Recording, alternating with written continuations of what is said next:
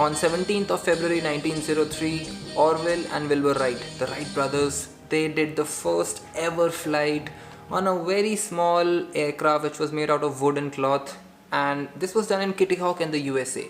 However, aviation in India did not start for the next 8 years. The first flight in India happened on 17th of February 1911.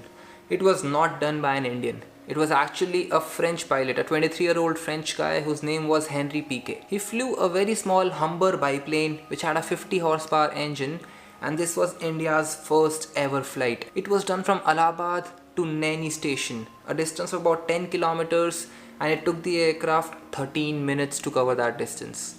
Now this flight was not a passenger flight, it was actually a mail flight. So he was carrying about 6,500 postcards and a few letters. There was no fanfare when he landed at Naini Junction. There was absolutely no one to receive him there except the postman, and he just handed over the bag to the postman filled up with the mail and he left.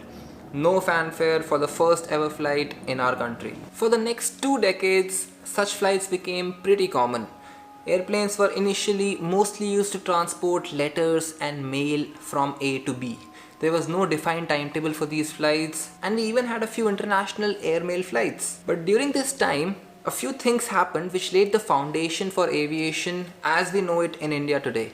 The first airports to come up in India during this period were in 1924, when airports were built in Allahabad, Bombay and Calcutta. In 1927, under the British Raj, the Indian government set up India's Civil Aviation Department. The first international passenger flight to India was in 1929. It was introduced by Imperial Airways, which was basically British Airways, but in the olden times. It used to be called Imperial Airways.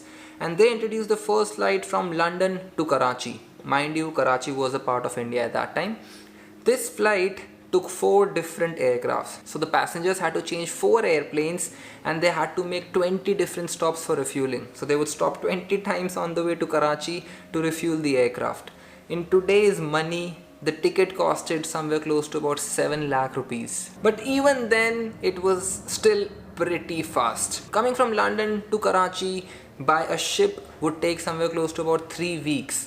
So 6 to 7 days was not really a very bad thing. Also in 1929, India's first flying school was started. It was called the Aero Club of India and Burma, and they handed out their first ever license and the whole India's first ever commercial pilot license.